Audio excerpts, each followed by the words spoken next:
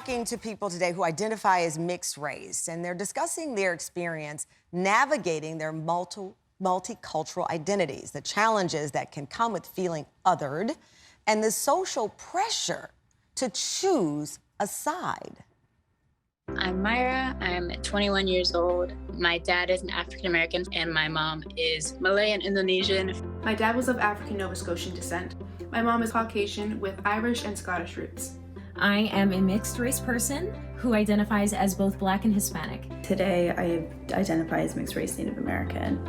I also don't believe that I should have to choose. Being mixed race, there were a lot of challenges. I wasn't Black enough and I wasn't white enough and I just didn't fit in anywhere. Being pushed into one box or just labeled as other has made me believe that I don't belong. It did have a psychological effect on me and how I viewed myself as maybe half and half and not a whole person.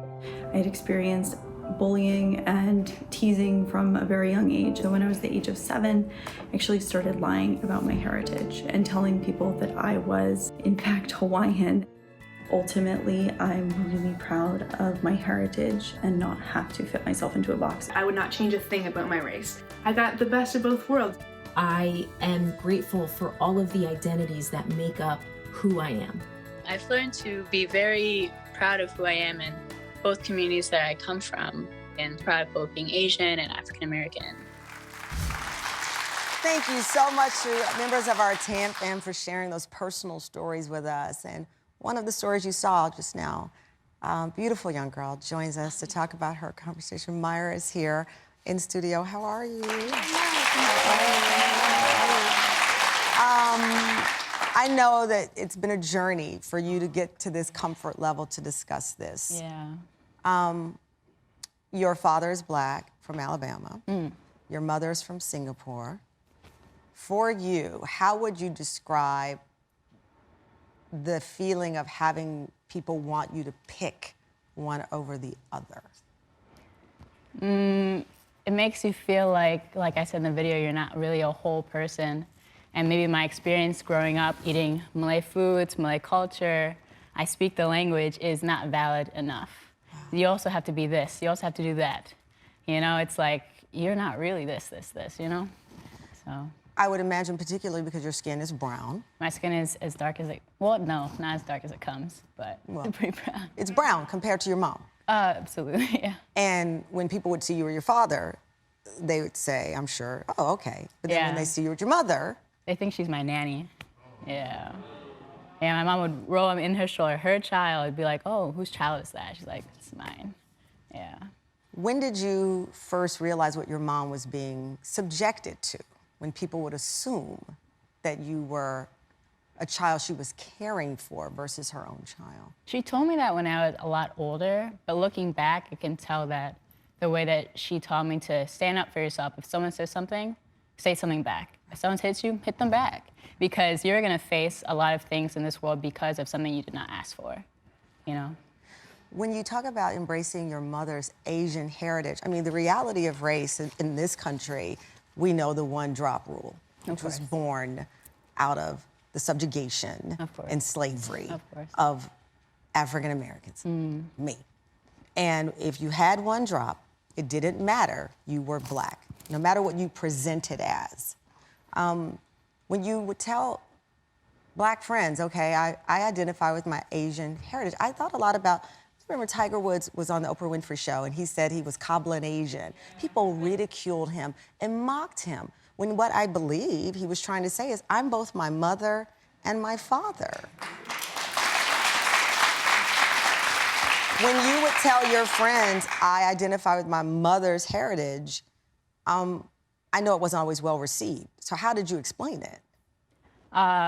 These days, I do take the full explanation of like, my dad's from Mobile, Alabama. My mom's from Singapore. They met in Spain, and now I'm here, you know? It's like the Beyonce song. My mama's Alabama, my dad Louisiana. It's horrible. But when I first did it, I think people thought of it as like a joke, a little funny, like, oh, you're Blasian, that's cool.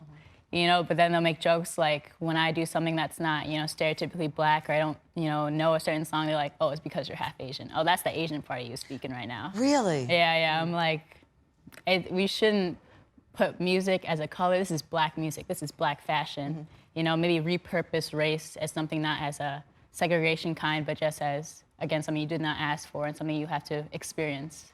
You wrote a poem about this. It's called My People. We do. And we have an excerpt. Let's take a listen. My people persist at the back of my throat and say, speak.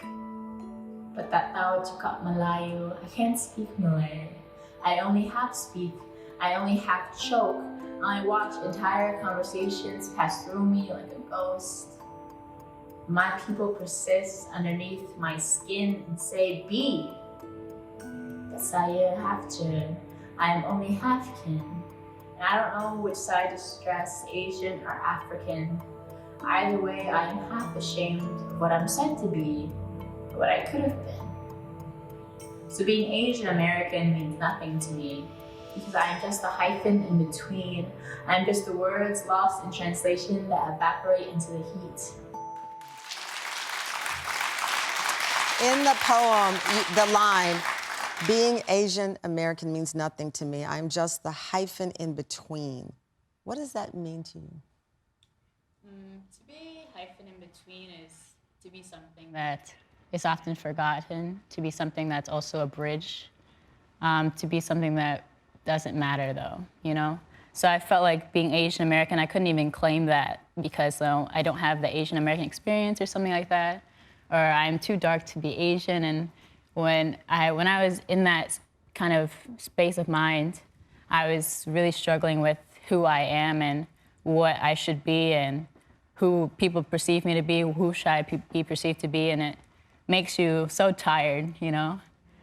And I think that it just meant nothing to me at some point. Later in the poem, it's a very, how do you say, like snowball effect of like, it means nothing, it means everything to me. You know, now it's like, I have to take it because my children, well, might be half, they might not remember this, and may not mean as much to them, but they have to know that their ancestor went through this and their ancestor has this connection and you are part of many different cultures, you know. It's a beautiful poem in your story, and to watch your resilience and learn how to navigate these waters at such a young age is so inspiring. Thank you so much for sharing your story with us.